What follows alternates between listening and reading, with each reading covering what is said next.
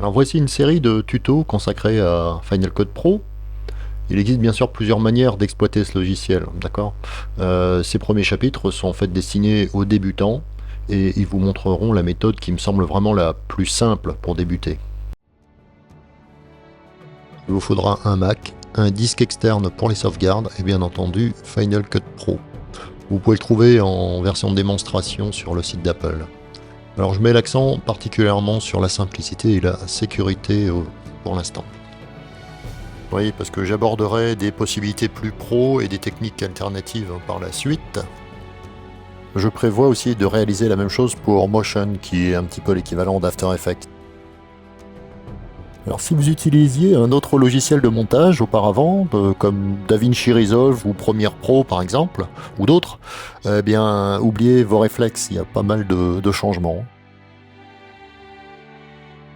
Final Cut Pro est vraiment différent des autres logiciels, mais ne manque pratiquement d'aucun outil. Il n'y a pas de souci pour la colorimétrie, le tracking, gestion multicaméra, les caméras 360, c'est compatible avec les fichiers Photoshop, et j'en passe. Et de toute façon, on trouve de nombreux plugins, si vraiment il le faut. Alors je reviens un petit peu sur le matériel, donc il faudra bien sûr un Mac avec un maximum de stockage SSD, c'est toujours mieux quand il y en a plus.